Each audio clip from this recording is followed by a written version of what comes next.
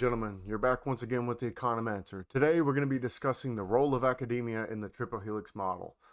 So what are we going to be doing? We're going to be exploring this role of the academic setting in the Triple-Helix Model. So this is a framework, as we've discussed earlier, for understanding the relationships between academia, industry, and government in the context of innovation and development. We'll discuss how academic institutions contribute to generation of new knowledge, those knowledge spillovers, and the development of innovation solutions to societal challenges and how they collaborate with industry and government to bring these solutions to market.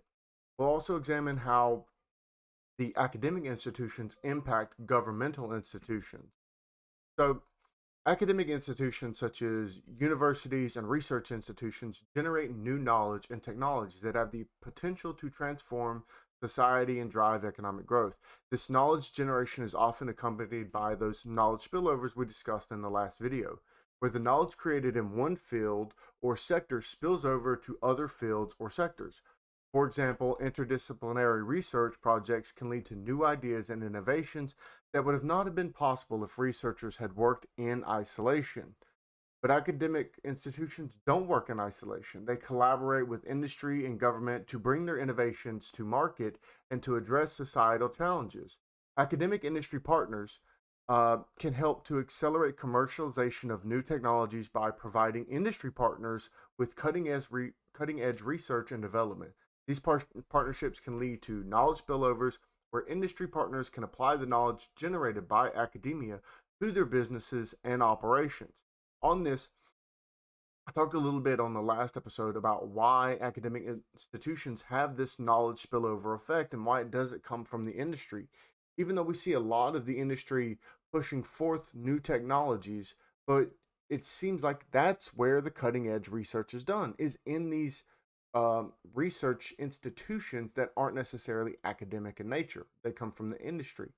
But again, the idea is that we have like this single idealized epistemological virtue, right? How we do knowledge, how we know knowledge, and stuff like that.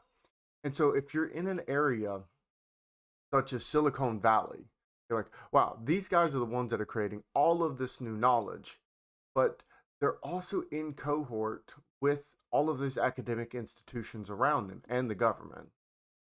Probably something we'll get into later.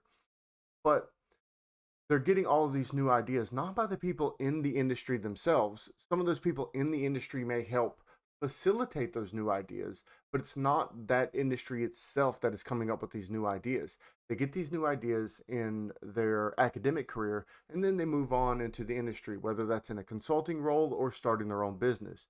Chat GPT, right? The guy didn't just come up with it out of thin air. He obviously had some academic institution that played an important role in how he got the knowledge that he had, which led him to go and start his own stuff. All right, so academic institutions also play an important role in knowledge dissemination, back to that knowledge spillover effect, by sharing their research findings with industry and government stakeholders at conferences and other events. The sharing of knowledge can lead to knowledge spillovers where the research findings of one field or sector are applied to another field or sector. By doing so, they can ensure that new technologies and ideas are translated into real-world solutions that positively impact society. So how do government and academia relate in the Triple-Helix model? Well, first and foremost, government funding plays a crucial role in supporting academic research, as it provides the resources needed to pursue innovative ideas that may not have an immediate commercial application. Government also plays a role in shaping policies that encourage knowledge spillover and promote collaboration between academia, industry, and government. In addition to collaborating with industry and government, academic institutions also play a role in shaping policy and public discourse. Their research and expertise, such as academics, can provide valuable insights and recommendations to policymakers on a range of issues, from science to technology to social policy.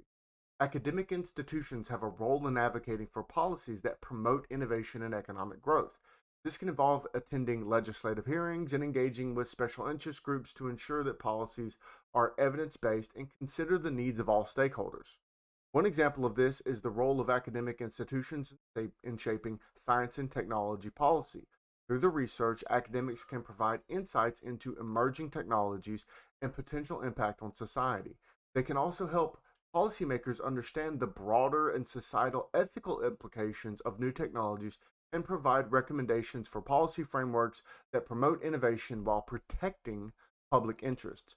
So, in summary, academic institutions play a key role in the triple helix model by generating new knowledge, fostering innovation, collaborating with industry and government to bring these innovations to mark. Their contributions are often accompanied by knowledge spillovers, which can lead to innovation and economic growth.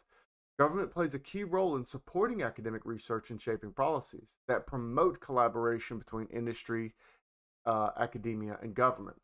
Join us for our next video where we'll explore the industry's role in the triple helix model, which I think is just as important, if not more important, especially when we start looking at this entrepreneurship and how it motivates economic growth, how entrepreneurship also plays in government innovation, and how industry works with academia, not just at the level of getting this information, but also setting up pipelines, money, and stuff like that. I'm the Economancer. If you enjoyed this work looking at communication channels between academia, industry, and government, and other parts of the triple helix model, please like, share, subscribe. Send this to someone who's wanting to learn about economic growth theory or anything like that. Thank you. Have a good one.